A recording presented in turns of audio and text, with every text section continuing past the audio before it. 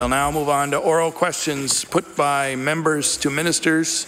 Question period will conclude at 2:52. The Honourable Leader of the Official Opposition. Mr. Speaker, when asked why the Minister of Internal Affairs did not come clean with Nova Scotians about the breach in the government's FOIPOP website, the Premier said, "We're very proud that we're not going to undermine the work of the law enforcement agency, no matter how much it might have been to the political advantage of our party." When the Minister of Internal Affairs was asked if the police told her to stay quiet, she claimed she was asked that we held off for as long as possible in order for them to conduct their investigation. However, during the Halifax Regional Police press conference on this matter, Superintendent Perrin told reporters, and I quote, "We had no conversation with the province about holding off on telling anybody." Will the Premier tell the House who was right? The Premier and the Minister who said telling Nova Scotians about the breach would hamper the police investigation, or the Superintendent, Perrin, who said no such conversation actually ever happened? The Honourable Premier. Thank you, Mr. Speaker. I appreciate the question, Mr. Speaker. As I said yesterday, there had been a breach of the FOIPOP portal, Mr. Speaker, on the 5th. It came to our attention on the 5th. We closed that portal down. We realized, Mr. Speaker, there had been one breach. We had what do they call it? IPF number, Mr. Speaker. We called in the Halifax Regional Police, our senior security team. We're talking to them, Mr. Speaker, many times over the weekend. It became the best that we realized if we could contain this, if we could get the name that was associated with that. We gave the police the opportunity to go to the courts, Mr. Speaker. They also, during that, had got a search warrant. They arrested somebody yesterday.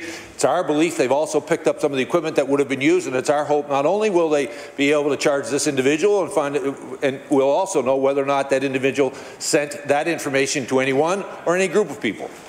The Honourable Leader of the Official Opposition. They called the police 60 hours later, Mr. Speaker. Page 8 of the FOIPOP's office document entitled Key Steps to Responding to Privacy Breaches says, notification of affected individuals should occur if it is necessary to avoid or mitigate harm to them, and I'll table that. Among the considerations in determining whether to notify individuals affected by the breach is whether, and I quote, there is a risk in identity theft or fraud, usually because of the type of information lost, stolen, assessed, or disclosed, such as social insurance numbers, banking information, identification numbers. In this unfortunate situation, there was almost certainly a high risk of fraud and identity theft by the government's own admission. 250 documents, Mr. Speaker. The protocol laid out by the FOIPOP Commissioner is clear. Have a question. Government should have contacted people whose information was breached. Why did this government defy the Commissioner's guidelines? The Honourable Premier. Mr. Speaker, again, I want to thank the Honourable for the question. Again, I'll walk through, Mr. Speaker, that we had, when we realized there was a breach, Mr. Speaker, on the 5th, Mr. Speaker, we pulled down that portal. We had one IP address, Mr. Speaker. We ensured that, quite frankly, there was only one breach of our system. That IP address was turned over to the Halifax Regional Police, Mr. Speaker. They have to go through the due diligence of going to court to get a search warrant to be able to go to the service provider to actually get a name, Mr. Speaker. Then they had to execute on that search warrant to go ensure that they had that individual. We provided that opportunity. The fact there was only one breach, Mr. Speaker, we felt it was appropriate to try to contain that information as best we could. And we're looking forward, Mr. Speaker, to find out whether or not this individual has shared that information with anyone. The Honourable Leader of the Official Opposition. The police did not ask government to hold off on telling people their information was comprised. The deputy said yesterday that no one had advised them to withhold the information. Privacy expert David Fraser said mandatory transparency around data breaches is the norm, and keeping it quiet is the exception. The FOIPOP Commissioner's guidelines are clear that people should have been notified as soon as possible. And yet this government chose to keep the breach a secret for almost a whole week, Mr. Speaker. So it wasn't the police, it wasn't the FOIPOP Commissioner. So whose decision was it not to tell Nova Scotians about a major breach of their sensitive information? The Honourable Premier. I want to thank the Honourable for the question again. I want to walk her through this process. On the 5th, Mr. Speaker, we identified there was a breach of protocol. Order, please. The Honourable Premier. Mr. Speaker, on the 5th there was a breach. We identified we had one IP address, Mr. Speaker.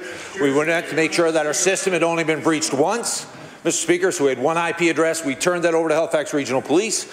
They went, Mr. Speaker, to the court to get an order to take to the service provider to get a name. They executed a search warrant, Mr. Speaker. We have somebody in custody, Mr. Speaker, today. They do, Mr. Speaker, to ensure that we can contain the breach. Order, please.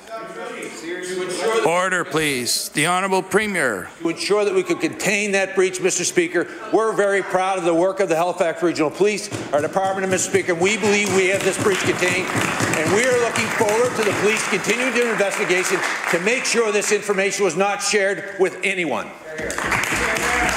The Honourable Leader of the New Democratic Party. Thank you.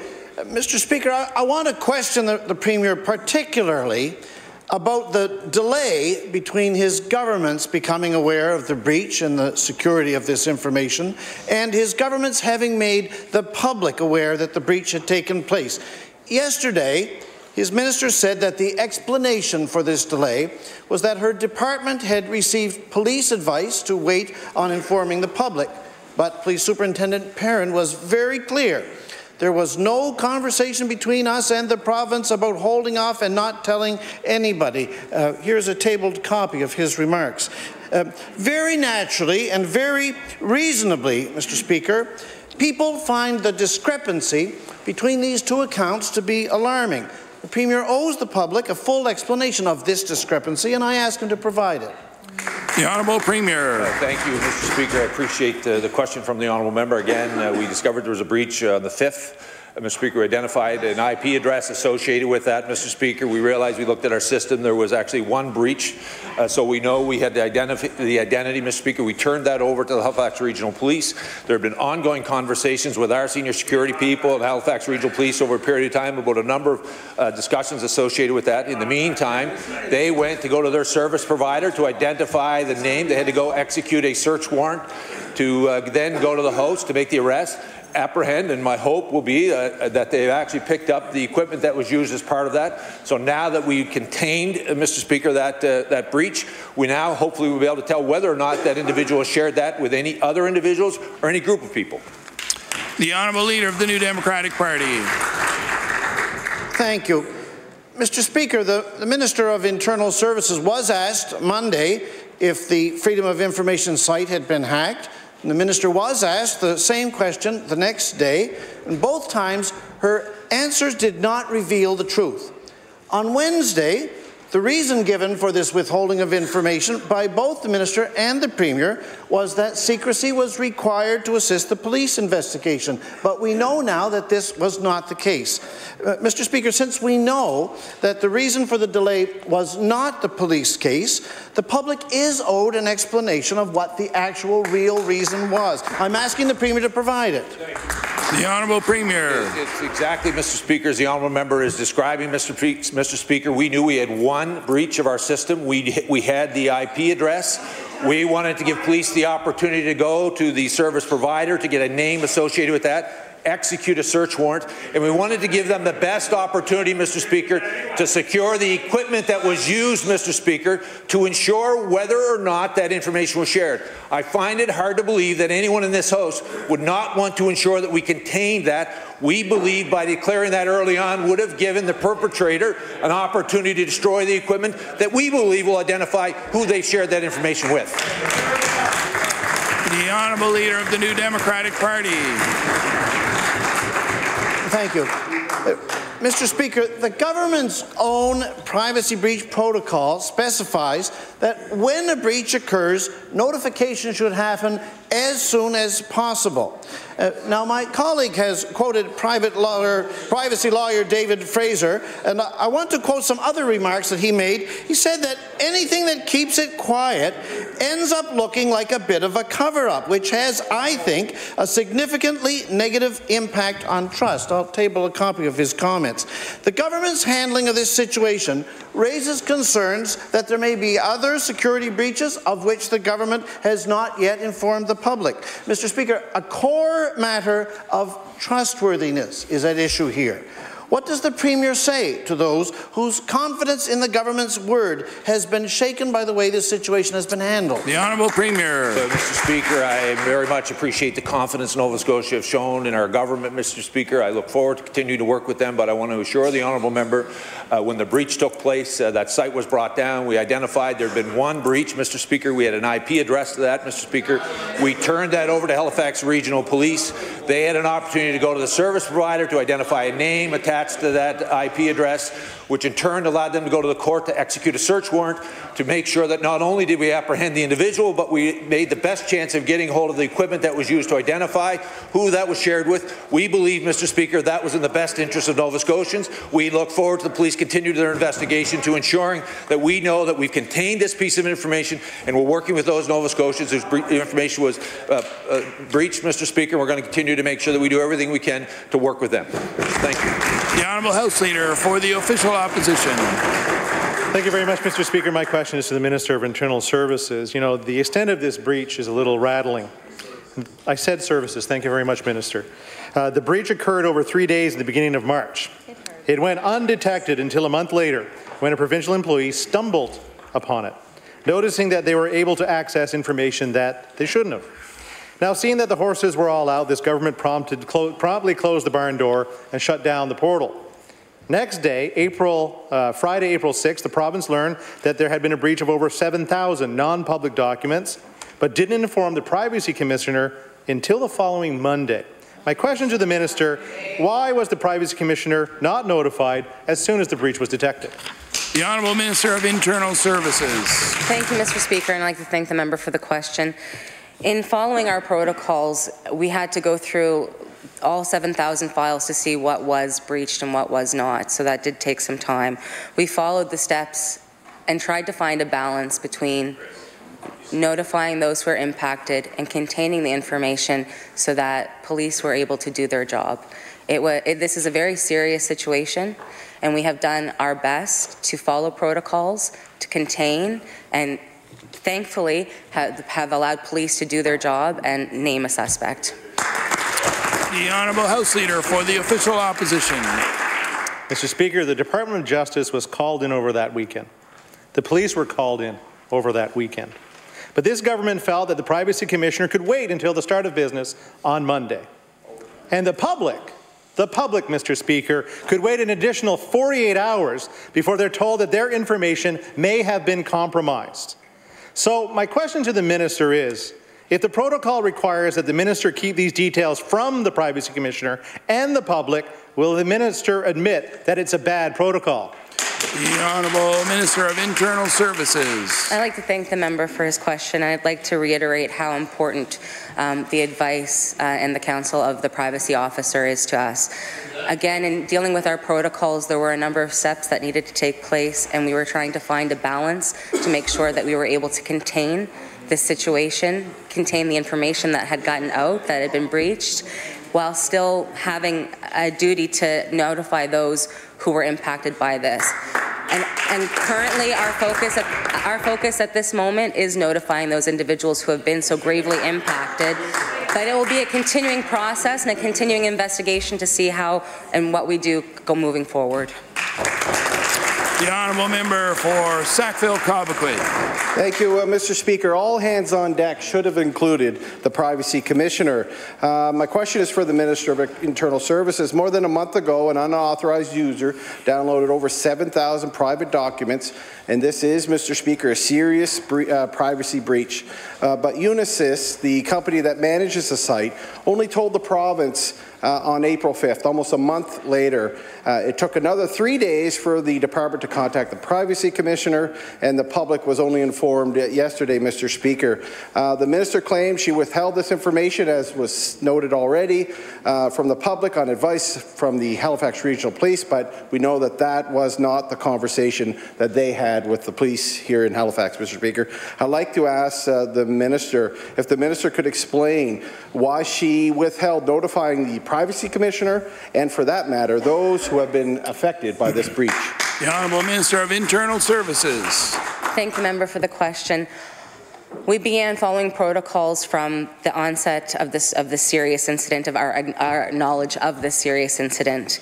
Our security teams, our security staff were in constant conversation with Halifax Police throughout the course of the weekend and up until yesterday's apprehension of the suspect.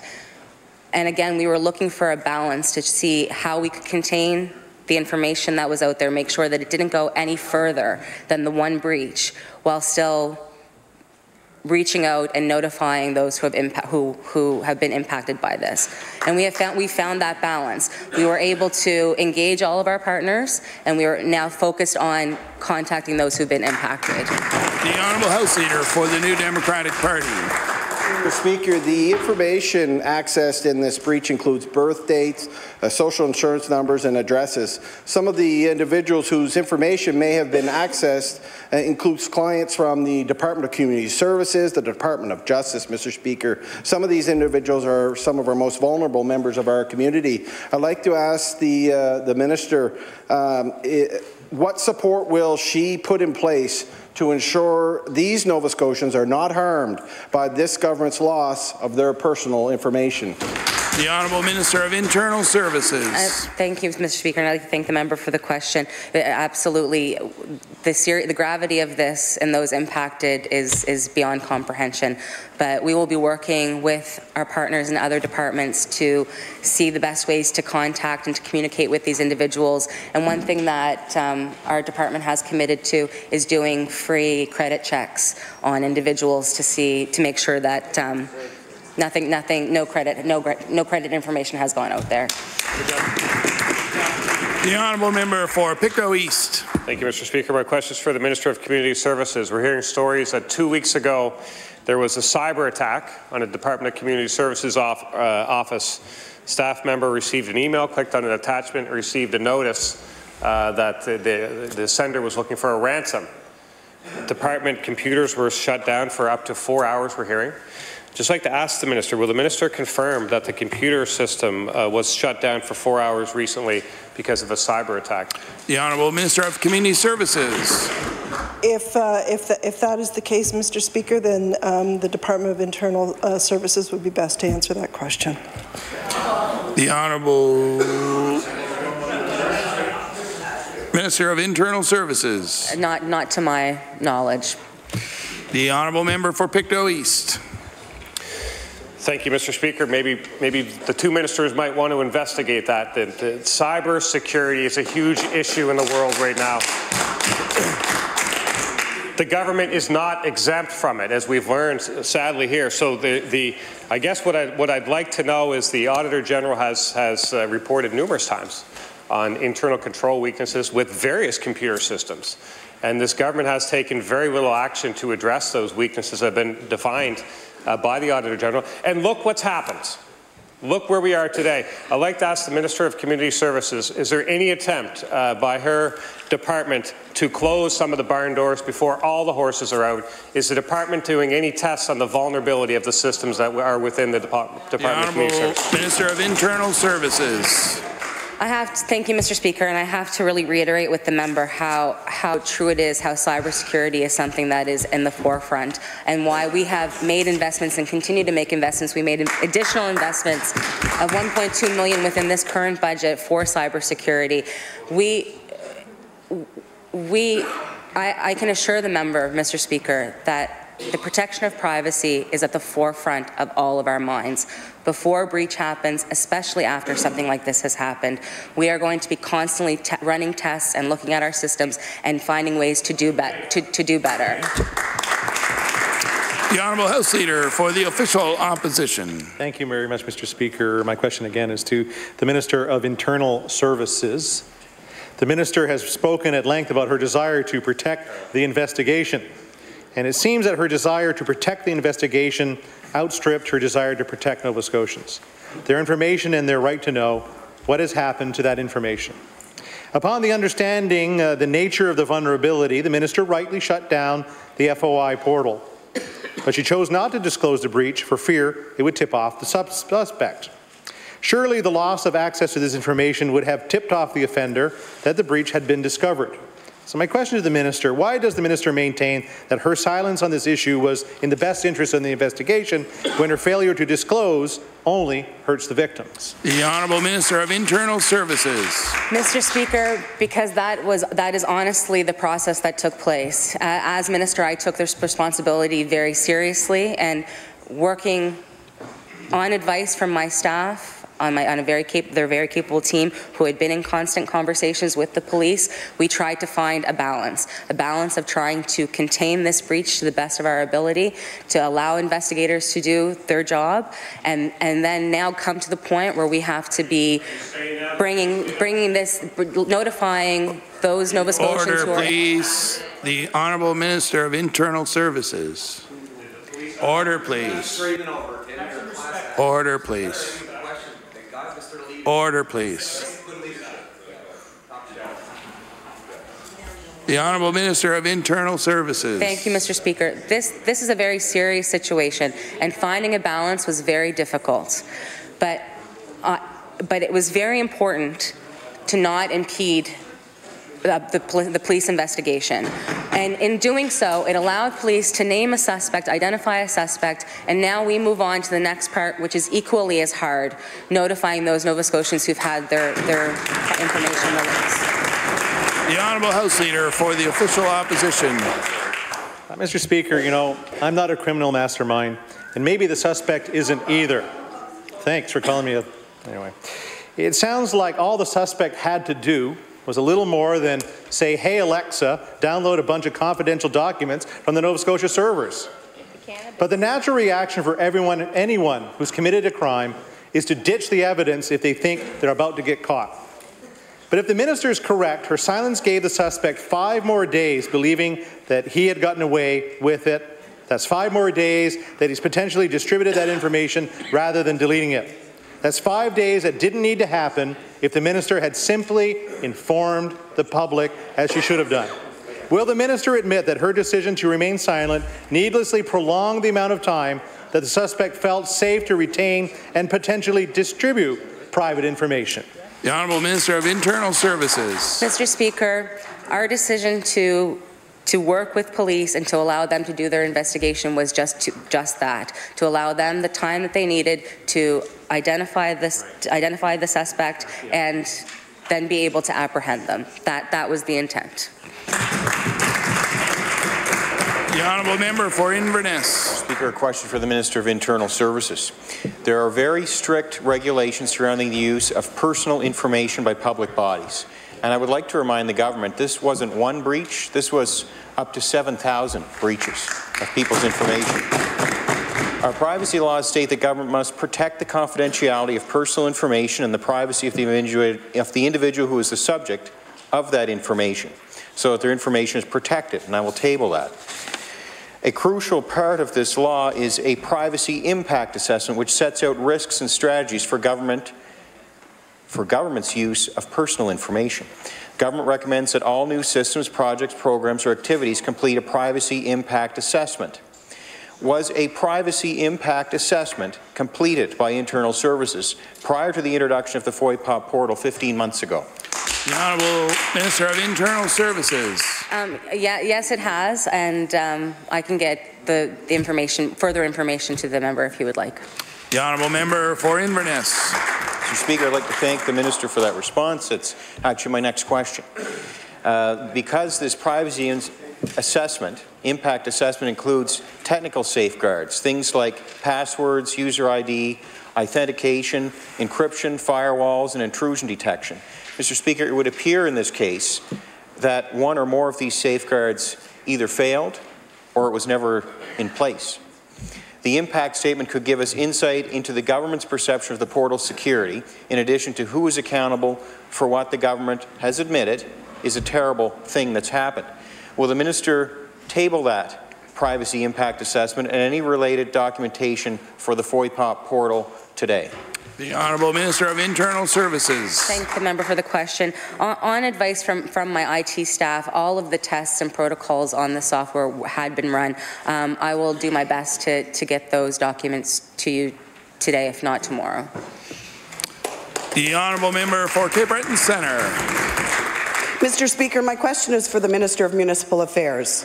As the Minister should be aware, the people of Cape Breton are fed up with the province's continued inaction on the fiscal imbalance between Cape Breton and the HRM.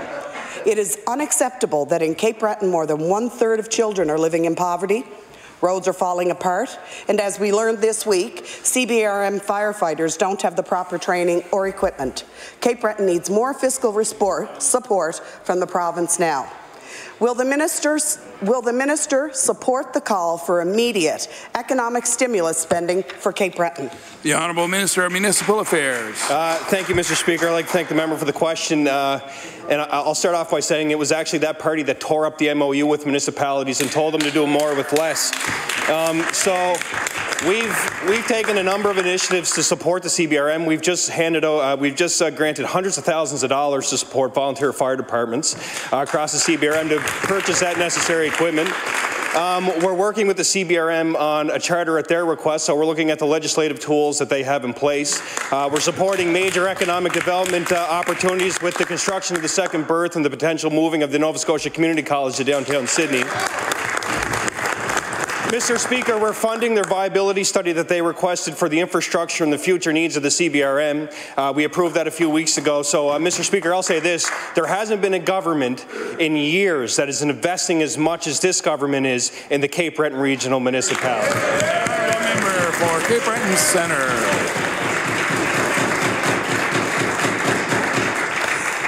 Thank you, Mr. Speaker. If that's the case, then I wonder why Cape Breton is dying. The stimulus money is money we need to keep afloat. A viability study, Mr. Speaker, for the CBRM was recommended years ago in 2014, but the province has barely moved that forward, and the study the province is proposing is just focused on the tax system. The challenges in Cape Breton are not going to be solved by just tinkering with the tax system, and Cape Breton shouldn't have to wait for the results of a study. Cape Breton needs stimulus funding now. Can the minister please table for this House the total amount of provincial budget that is spent in Cape Breton and where each dollar goes? The Honourable Minister of Municipal Affairs. Mr. Speaker, I'll say this, Cape Breton is not dying.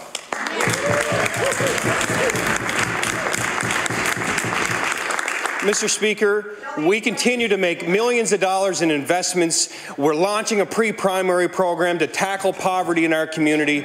We're expanding our pre-primary program, and in an environment where we close schools, we continue to hire teachers and we continue to invest in education.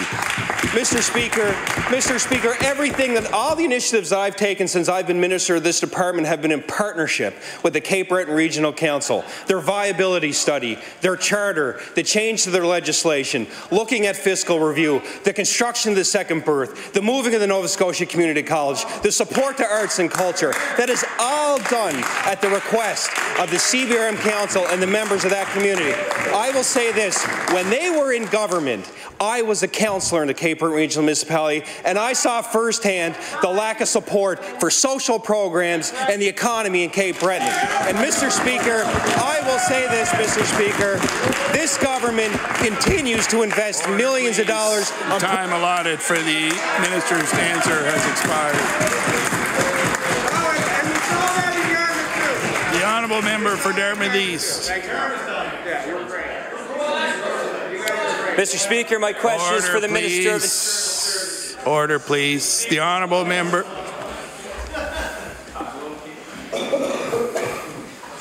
Maybe we should recess now to go take our picture. The Honourable Member for Dartmouth East. Thank you, Mr. Speaker. Mr. Speaker, my question is for the Minister of Internal Services. The province is the only level of government grappling with privacy and data issues. Some governments are dealing with it more proactively than others. In February, HRM sought to hire an ethical hacker to test security vulnerabilities on its network and IT assets. This testing includes targeting exploitable defects in the design and implementation of applications, systems, and the network. It also includes, Mr. Speaker, assessment of web applications, like a FOIPOP portal, to determine if any vulnerabilities exist and how they might be exploited. And we'll table that, Mr. Speaker. My question is this. Why doesn't Internal Services use periodic threat risk assessments to identify vulnerabilities? And if it does, what flaw prevented the assessment from finding the FOIPOP vulnerability? Thank you. The Honourable Minister of Internal Services. I'd like to thank the honourable member through you, Mr. Speaker, and agree with him. I think that all levels of government need to be being proactive in terms of how we're dealing with cybersecurity, which is why we hired an executive director of cybersecurity just this past year, and why we've invested more money in this last budget for cybersecurity specifically. As for our periodical testing, that is ongoing. Unfortunately, with the FOIPOP portal, the tests that we were running did not catch this, and that's unacceptable. But as part of our ongoing process, we will look to see what else needs to be done and what more needs to be done. The Honourable Member for Dartmouth East. Thank you, Mr. Speaker. Let's be clear what we're talking about. This attack on a public website has raised very serious questions about the trust in the minister, in the government, and in the department. A government employee, an employee doing research, not threat assessment, Mr. Speaker, tripped over a critical vulnerability that existed undetected on a government website for nearly 2 years. The department says it has tried to contain the loss of personal information, including social insurance numbers, but they admit they're not yet investigating which other government websites could have similar vulnerabilities. My question is this: after her department's failure to safeguard private information, why should Nova Scotians trust the minister and the government when they state they are capable of directing a comprehensive threat risk assessment? Thank you, Mr. Speaker. The Honourable Minister of Internal Services. Thank you, Mr. Speaker, and I'd like to clarify one of the points made by the member. We are constantly looking at different threats and testing all of our systems. And through our investigation in terms of this web portal, of the FOIPOP portal, which is a unique system to any of the others and unconnected to the others in government, we will have to look forward to see how what needs to be done, what needs to be changed, and how we can make this important portal that gives access to information freely, which is something that's important to us, but do it in a safe way that avoids a situation like this. And that is something that our team will be continuing to investigate on. The Honourable Member for Kings North. Mr. Speaker, my question is for the Minister of Internal Services. Mr. Speaker, in cases of massive irretrievable data loss like the compromised FOIPOP portal, the Managing the Privacy Breach protocol is enacted. Step 1 of this protocol is to contain the privacy breach. Nothing in this step suggests that the Minister should delay reporting a breach based on a high-risk assessment, and I will table that. And every factor of this breach ranks as high risk in the protocol's risk rating chart. Yet the minister took days to confirm the breach, later suggesting she was advised to do so by law enforcement. None of this is prescribed in the protocol that the minister claims she faithfully executed. Mr. Speaker, my question: why has the minister repeatedly said she properly executed the breach protocol when she clearly deviated from the protocol? The Honourable Minister of Internal Services. Our protocols very clearly state that containment of information is integral to the process, to the protocol process. And as I have said, through conversations with the Halifax Police Department and our security team, through advisement and conversations with my senior staff, I had a very difficult job of finding the right balance of when to move forward and how long to allow HRPD to perform their investigation. We thankfully have a suspect. They have named a suspect. We've realized that the breach has not gone further than that one person. They're doing more investigation. And now our focus is on notifying those people who have been impacted by this breach directly. The Honourable Member for Kings North. I'd like to thank the Minister for that answer. Mr. Speaker, part of the Managing the Privacy Breach protocol deals with how to notify affected individuals. Yesterday, the Minister indicated government staff would be contacting those individuals to offer their sincere apologies. Section 3.3 of the protocol, titled What to Include, does not mention anything about sincere apologies. What it does prescribe is including specific information about the risks to individuals involved and future steps planned to prevent future breaches. And I will table that. Since the department is beginning to contact the affected individuals, it must have some sense of what they plan to report about the personal risks and avoiding future breaches. So I'll ask the Minister, if someone's personal information has been compromised, what is the department telling them about their personal risks, and what specific steps are they doing to prevent future breaches? The Honourable Minister of Internal Services. I'd like to thank the member for the question. This will be an ongoing part of our investigation. We are contacting individuals. We have started to contact individuals, notifying them that there was a breach, and we will be working with other departments to see the best ways to contact them, understanding that there are some there's a lot of sensitive information that has gotten out there. As we move forward, the investigation that we do on our protocols will continue, and we will endeavour to make sure that we get this right. The Honourable Member for Pictou East. Thank you, Mr. Speaker. The government puts very personal, private information on display for somebody to find, and somebody found it. Now the government's saying that they wanted to try and contain the issue. The fact of the matter is, after the breach was found and the system analyzed, all of the relevant police file data would have been captured in what they call in the IT world tombstone. It couldn't have been changed by anyone. The stamps were already there. It was already time-stamped. It could not have been changed. At that point, there was zero risk to any police investigation. Zero risk.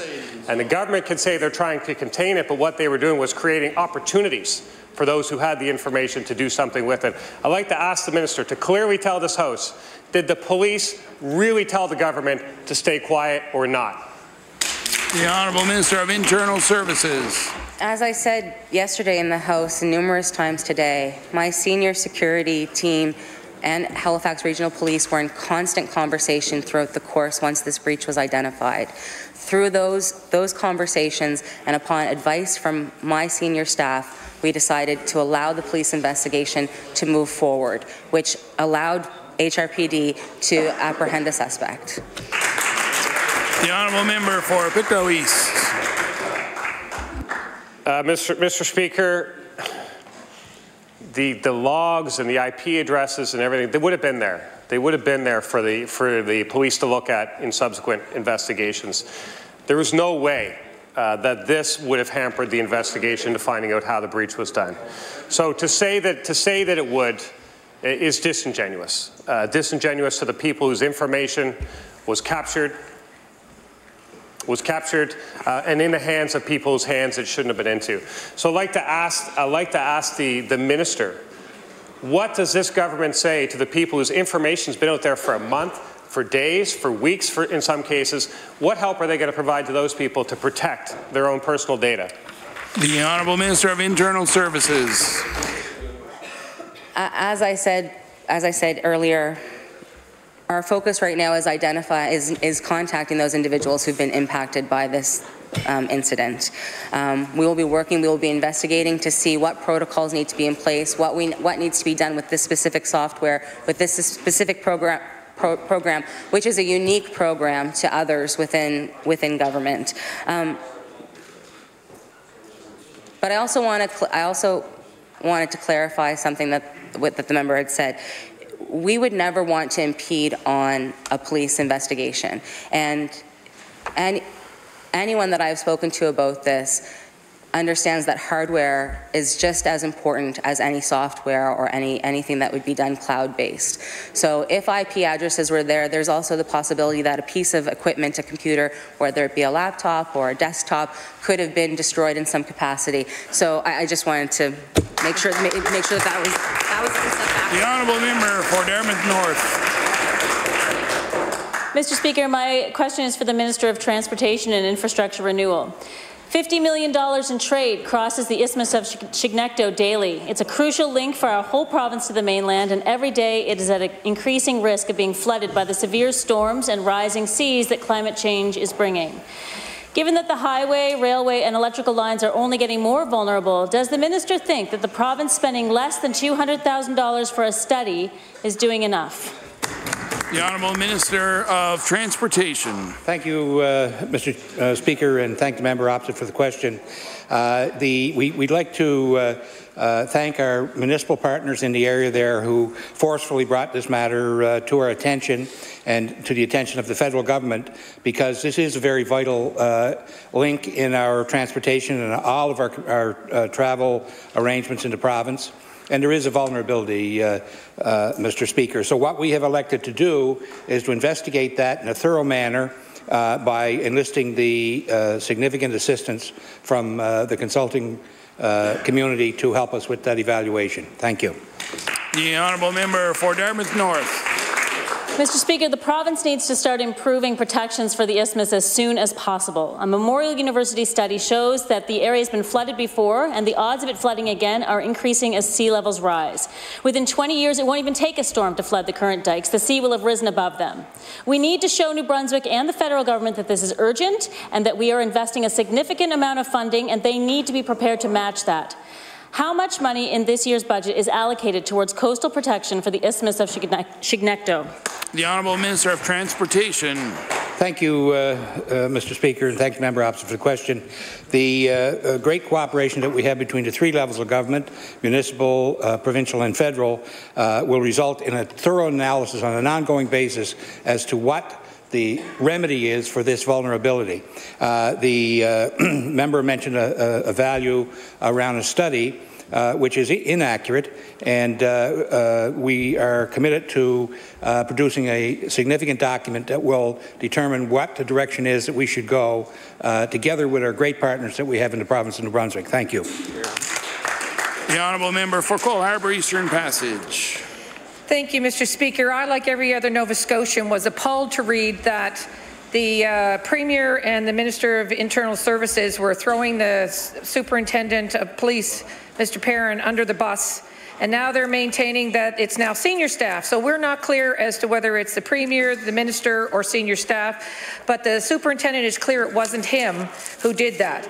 The police have arrested a young man in connection with the Foy Pop breach. The police have indicated that they have seized certain articles but have not disclosed which articles were seized. The public are concerned, as am I, that it might have been their data that has been accessed and it may still be floating out there because of the delays. Can the minister say if all the 7,000 files, which may contain hundreds of thousands of pages of personal information lifted from the Foy Pop site, have been recovered? The Honourable Premier. Thank you, Mr. Speaker. I doubt, Mr. Speaker, if anybody in this House would dare throw anyone under, any HPD officer under the bus, Mr. Speaker, least of all me, Mr. Speaker. But I do want to assure the honourable member what I said outside of this House, that no, Halifax Regional Police did not specifically tell us not to release that information. We've said that to media. As a matter of fact, what happened was our senior staff was in contact. Order, please. The Honourable Premier. Our senior staff was in contact with the Halifax Regional Police over the entire weekend, Mr. Speaker, on advice from our senior staff. The best way for us to contain the very information the honourable member is concerned about was to try to make sure that we allowed them to go and get the name associated with that IP address, and then to execute that search warrant to ensure that we had the equipment, Mr. Speaker, that was used to breach our equipment, to make sure that we know who that information has been sent to, and we look forward to them continuing their investigation. The Honourable Member for Cole Harbour Eastern Passage. Well, I'm glad that you cleared that up. It wasn't the Premier or the Minister of Internal Services or the senior staff. It was the reporters who wrote what the Superintendent of Police said.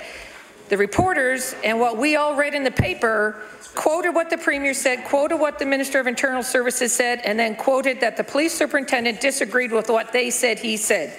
So I'm going to choose to believe what the Superintendent of Police said. So my supplemental question to the Premier, I guess. We can all hope that the files went from the department to the private computer of the suspect only. The question is, can the minister share with us, or the Premier, if he knows that FOIPOP information has not been spread around and that Nova Scotians don't have to have any further disruption in their personal information. The Honourable Premier. Thank you, Mr. Speaker. I want to thank the Honourable Member for the question. The fact of the matter is the very reason the steps were taken was to ensure that we could identify and make sure we get the Halifax Regional Police had access to that hardware, Mr. Speaker, which would actually answer the question. What we know for certain, Mr. Speaker, is that our portal was breached on the 5th. We have an IP address. We know that our system was breached once. Mr. Speaker, that would make it simple for us to contain on that issue in and around making sure that we could go to that, get that hardware to find out whether or not this information has been shared with anyone or groups of people, Mr. Speaker. The Honourable Member for Inverness. Speaker, a question for the Minister of Service Nova Scotia. Mr. Speaker, a lot of people don't understand what we're talking about today. A lot of people find this stuff complicated. It flies over their heads. But at the end of the day, Mr. Speaker, I think what we're talking about here is trust. People trust the government with their personal information. They expect the information will be protected.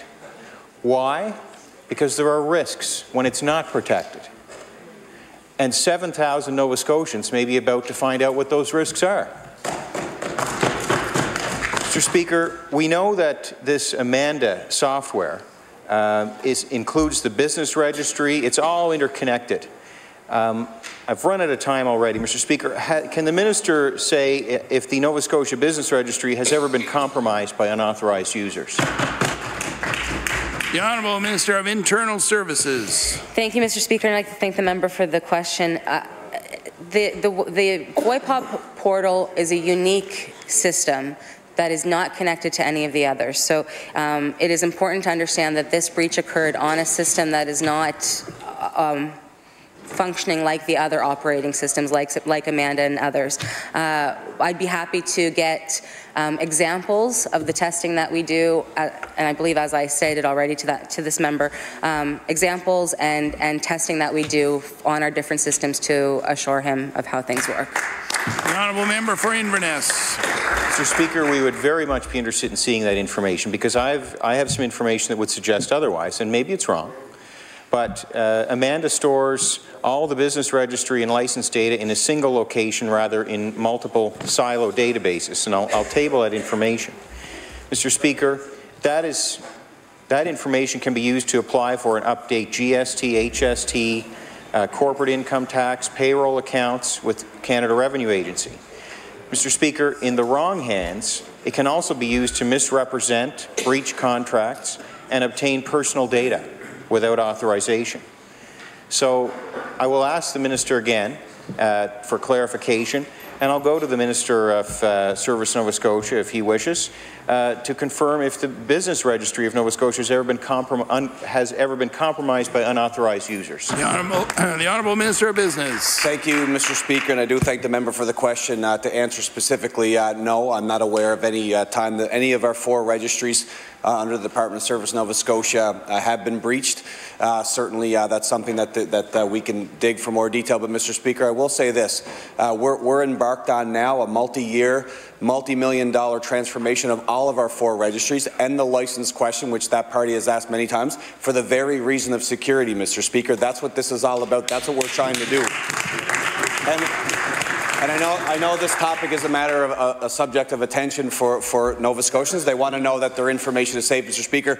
No one on this side of the House, no one in any of our departments wants to have any situation where Nova Scotians are worried about their information that we have. We strive every day. We make a lot of investments, and we do our very best to make sure that their data is safe, Mr. Speaker. So the members opposite can continue to make these attacks about what's happening with our province. We don't want to hurt anybody. We don't want their information breach, Mr. Speaker. We want to make sure that Nova Scotians' data are protected, and we'll continue to do that in every department in the province of Nova Scotia. The Honourable Member for Inverness. Mr. Speaker, I'm sorry to inform the government, but we have 2 extra minutes today in question period. And the pain is not over yet. Mr. Speaker, Service Nova Scotia won an innovation award from CSDC for its use of the Amanda system. The government's innovation extends to linking the Nova Scotia Business Registry database to the point-of-sale system for Service Nova Scotia. That includes transaction details, payment methods, and personally identifiable information. Mr. Speaker, that means, and we'll wait confirmation, but it means possibly even more personal and business information is connected to a framework that this government has admitted and we now have proof of is vulnerable. How many businesses would be affected if the same CSTC vulnerabilities were found in Service Nova Scotia's implementation of Amanda? The Honourable Minister of Business. Thank you, Mr. Speaker, and I did forget about those 2 additional minutes. Mr. Speaker, look, again, and I can provide the House with more detail. What we're doing, and it isn't, it's a subject of multiple years and a major investment in transforming our systems, our 4 key registries for this exact thing. It's about identity, it's about payment, it's about communication with Nova Scotians, and it's about security. These are the things that every government across the Federation and across the globe strive to do. These security threats, these potential breaches, the people who are the perpetrators who are trying to get access to our system illegally, it's unacceptable. That's why, on behalf of Nova Scotians, we'll do everything we can to make those investments and protect their information, Mr. Speaker. None of this would ever be intentional, Mr. Speaker. We come each and every day to make sure that we do everything that's in the best interest of Nova Scotians. Thank you. Mr. Speaker, if the government felt that they didn't, the government Order, please. Time allotted for oral questions put by members to ministers has expired.